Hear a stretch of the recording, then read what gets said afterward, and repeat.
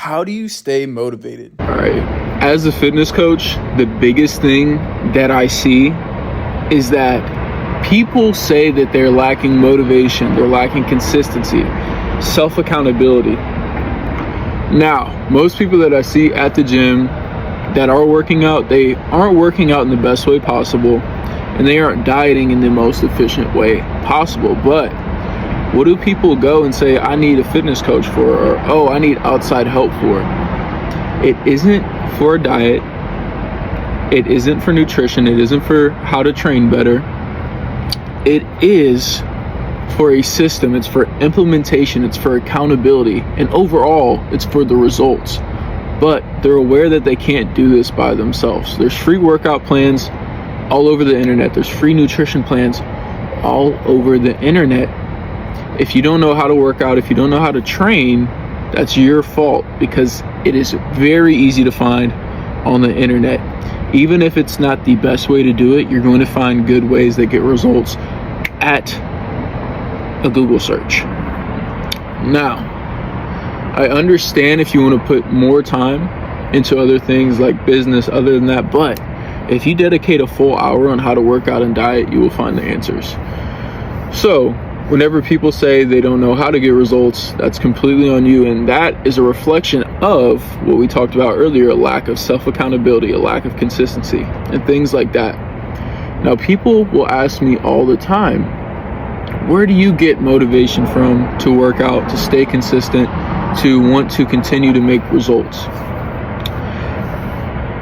And this comes from fear more than pleasure. There's periods of times I don't enjoy working out, but the fear of all of that work that was put in being lost by starting to miss workouts, cut them short, or not work out in the best way possible, that fear is greater than the pleasure of skipping the workouts. So using fear as your motivation, either the fear of losing your results, the fear of looking awful. That's how I started working out, was I started gaining a little bit of fat, and my sister and my dad made fun of me. And I was like, oh, I don't want to look like that. So that drove me to work out really hard. And using the fear of what you don't want to be, of what you don't want to look like, the fear of how people look at you when you are out of shape, that should be the driver for you. Fear is a bigger driver than pleasure, right?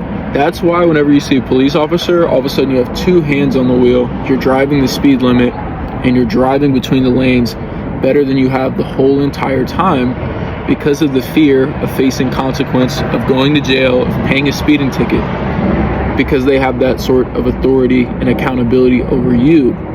So if you have that sort of accountability and authority over yourself, to where you have a standard for yourself, if I'm afraid if I don't look good, I'm afraid if I'm not healthy, I'm afraid of feeling terrible in my day-to-day life, that is going to drive you so much farther than, oh, I like to look good. Because everybody would love to be a billionaire. Everybody would love to be a supermodel. Everybody would love to have a fantastic body. Everybody would love to be strong. You're not unique for wanting things, for wanting good things for yourself. Everybody does. Because at some point in time, there's going to be a level of discomfort to get there. Now, with that in mind, are you afraid of not having these things? Are you afraid of not looking good? Are you afraid of not making enough money? Are you afraid of not setting an example for your kids, for yourself, for the people around you in the way that you look?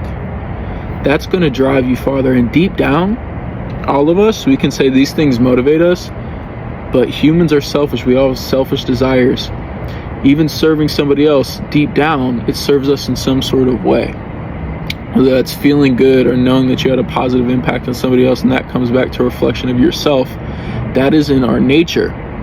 So you have to find ways to reward yourself to keep yourself motivated. If a PR doesn't motivate you, if an appearance doesn't motivate you, if a good workout and the feeling of euphoria from the workout doesn't motivate you, you have to find what motivates you, because pleasure is a motivator. But more importantly, you have to find what you're afraid of as well. Some people make a gym nemesis. Some people could be afraid of ever being 300 pounds, and all of the people, the way that they treated them, horrible. Some people, food is their addiction. They're afraid of being addicted to food again. They don't want that sort of food to have a power over them again. And that's why they eat healthy. You have to find your fear, and you have to find your pleasure. Find your fear, find your motivator, put those two together. Anytime you think of giving up, like whenever I was playing sports, my motivator was being a champion, but what drove me even more was losing and not wanting to lose. Losing in the championship, heartbreak. I don't want to feel that. That's what motivated me to push hard in practice. Also, what motivated me to go as well was thinking of myself at the top of the podium with a gold trophy or medal. So those two things in mind, imagine yourself as a champion, but remind yourself every day of that feeling of what it's like to lose. It is good to feel things. These negative feelings that you feel when you fail, you should be afraid of feeling that again. That's why they use shot collars, so that way dogs are afraid to go outside of a certain range. That way eventually you can take off the shot collar, and they don't do that because they're afraid of that, right? Be afraid of failing. And that's the thing, is you can't force yourself to be afraid of failing, but you have to find what it is exactly. You have to dig in your mind, you have to dig and be honest with yourself. What are you afraid of coming short of with working out? Is it being made fun of? Is it people looking at you a certain way? Is it your family not respecting you? Is it a spouse not being attracted to you? What is it? Dig deep and find that. Now over here, does being a champion even motivate you? Does having a fantastic body motivate you? Is it something like people looking at you like you look amazing? What is it? Find your motivator. Put those two together and become a champion. If you would like my one-on-one help with coaching, mindset coaching, and also having an amazing fitness plan, an amazing workout plan, and a structure that you can put in your day-to-day life. I like working with high-performing individuals, so people that are striving in their business, that are thriving in their business, that are doing good with their family, but they haven't been able to get their fitness fully in check or stay consistent for a long period of time. If that sounds like you and you would like my help, check out some of the results that I have. Book a call with the link below. I like to have my results speak for themselves, and hopefully this video was helpful for you. Have a great day.